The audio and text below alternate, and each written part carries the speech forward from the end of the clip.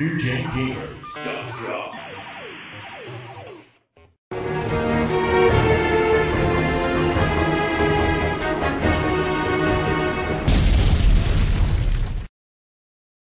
Welcome to another one of our NewGenGamers.com documentaries. This is Console Wars of the Past Part 3, where we're covering the 16-bit Super Nintendo / Sega Genesis era.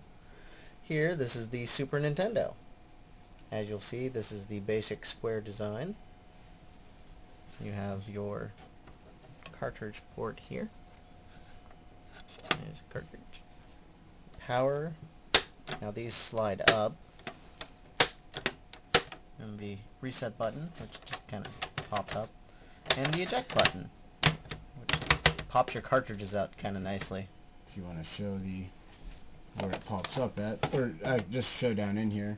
Oh, okay. You can see that little thing kicks up, and yeah, there's a little flipper in there that does it. The magic of the system. The back's pretty basic. Yeah, you got your multi-out, which Nintendo retained up to the Wii. That the GameCube was the last console to support that multi-out. The same wire could be used on the Super Nintendo, GameCube, and N64. And N64.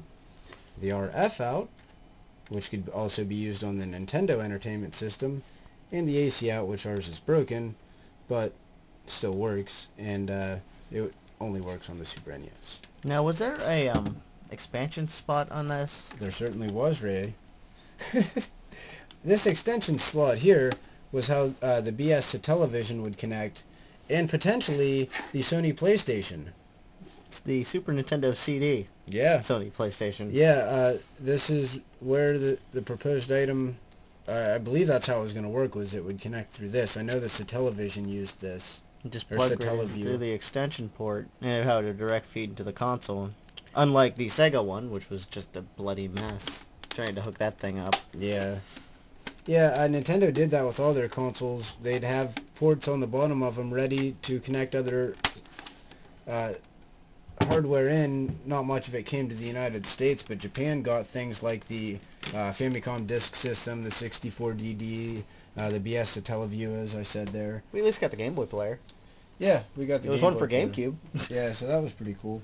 Now, here's the Super Nintendo controller. This is a third-party ASCII pad, but it's got the little switches and everything on it, but it works really well. This is one of the better, well, probably the best third-party Super Nintendo controllers I've ever seen.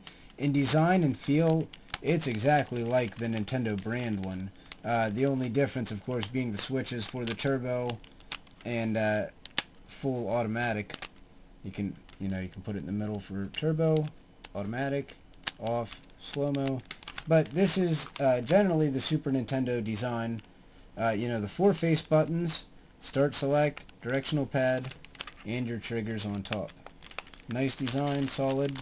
Yeah, truthfully, when I've played with that before, it feels a lot like the Super Nintendo controller. It's not like a lot of third-party pads where it feels weird. This one's very tight. It feels genuine. I believe it was officially licensed. I'm not positive on that. Okay. But definitely a great controller if you're ever looking for a third-party one. Now, we've got a ton of games here. We've got games. Here's Super Mario All-Stars, Kirby's Avalanche, Mega Man X, Donkey Kong Country 2, Diddy's Conquest, Killer Instinct, Aladdin, and over here we have SimCity,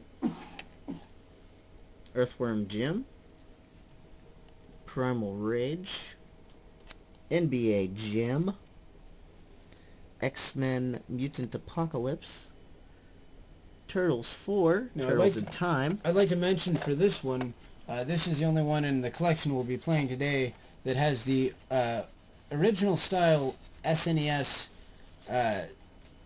cartridge slot, and I'm not sure quite what the idea is, but both kind of lock into the system about the same.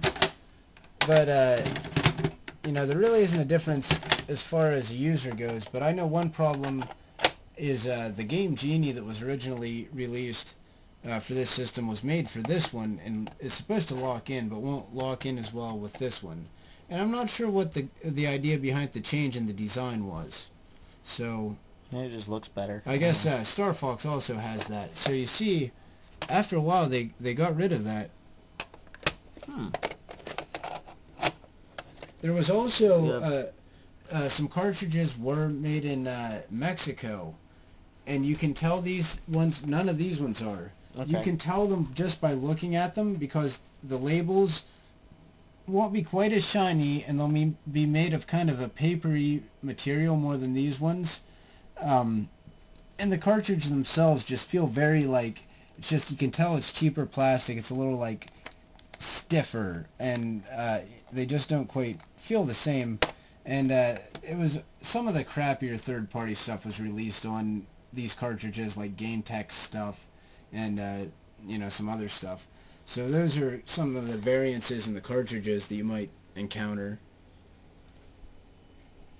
Now we also have Super Metroid and Star Fox. Yes. Now the FX chip, you notice that little FX logo, that was a major part. You'll notice the extra pieces here. Let me pull up Super Metroid here. It does not have these extra pieces. Now in the video, we're recording this after we actually recorded the game footage. I incorrectly said that Donkey Kong Country 2 had a special chip. It does not, but it is a lot of information packed on this cartridge. And also Super Metroid was a massive game, but again, they look the same. Only certain games had those extra chips. We may have another one here. I thought I saw 2 of them. Maybe I was wrong. But here's another interesting aspect of it. Well, here's the one. Super Game Boy. Oh, here's one here.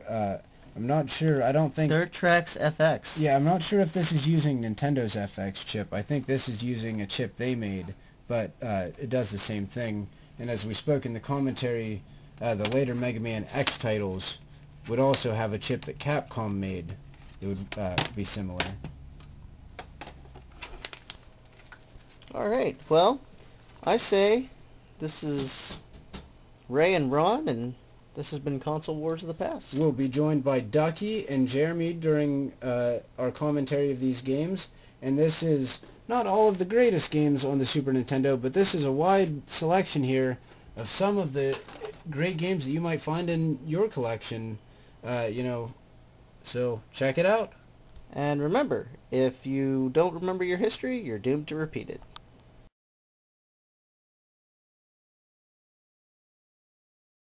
Welcome everybody to New Gen Gamers Console Wars of the Past Part 3. Today we are doing the Super NES era, and we've decided to start off with one of the deepest games for the Super NES, Super Metroid. Also one of the biggest, most graphically intensive. This one really pushed the game to its extreme limits. And this is a very dramatic part in the game that we're showing off here. This is towards the end of the game, and this is fighting the baby Metroid that you saved from Metroid 2, which you cannot defeat him, as you'll be able to tell. Oh no! This is so dramatic, isn't it? He's gonna kill you. Basically. Or will he?